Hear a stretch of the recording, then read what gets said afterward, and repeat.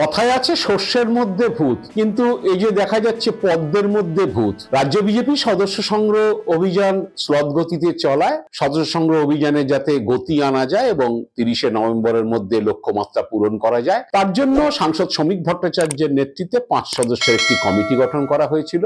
সেই কমিটি একটি WhatsApp group খোলে এবং প্রতিদিন সেই গ্রুপে কোন জেলা থেকে কত সদস্য সংগ্রহ হচ্ছে তার একটা পরিসংখ্যান দেওয়া হচ্ছিল।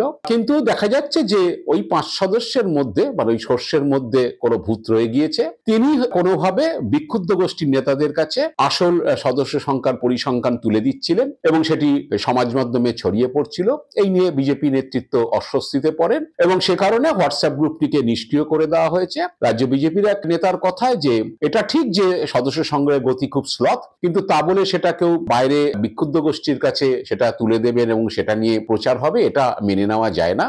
এখন যেটা সিদ্ধান্ত হয়েছে যে জেলা যে সদস্য সংগ্রহ করবে প্রতিদিন সেই পরিসংখ্যান যাতে গোপন রাখা হয় এবং সেটি রাজ্য নেতৃত্বে বা যারা কমিটিতে রয়েছে তাদের কাছে জানাবেন, কিন্তু প্রতিনিয়ত কোনো পরিসংখ্যান সেইভাবে দেওয়ার দরকার নেই। পরবর্তীকালে নেতৃত্ব স্থির করবেন যে কতটা সদস্য সংগ্রহ হলো এবং তার সব ব্যাপারে কতটা অভিযান তারা চালাবেন, এই বিষয়ে একটা সিদ্ধান্ত হয়েছে। বিক্ষুব্ধ গোষ্ঠীর এক নেতার কথায় যে আসলে এত রাগঢাক কিসের, যেটা পরিসংখ্যানটা জানা যাচ্ছিল সেটাতে বোধহয় সেই দুধে জল মেশানো যাচ্ছিল না, তাই বোধহয় এখন এত রাগঢাক। আর আড়াল করা হচ্ছে তথ্য কাদের থেকে, কিসের জন্যই বা আড়াল করা হচ্ছে? সত্যিটা প্রকাশ্যে আসাটাই তো ভালো, তাতে কি নেতৃত্বের অস্বস্তি বাড়ছে? এখন কেন্দ্রীয় নেতৃত্ব যে টার্গেট দিয়েছে সে টার্গেট রাজ্য বিজেপি নেতৃত্ব হয়তো 30শে নভেম্বর মধ্যে ফুলফিল করতে পারবে না, সেই নিয়ে এখন দলের মধ্যে চর্চা শুরু হয়েছে। তবে এই ঘটনাতে বিজেপির মধ্যে আলোড়ন পড়েছে যে এভাবে যদি কমিটির সদস্যরাই বিক্ষুব্ধদের হাতে তথ্য তুলে দেয় এবং সেটা নিয়ে প্রচার হয়, এটা দলের পক্ষে একেবারেই মঙ্গলজনক নয়। দলকে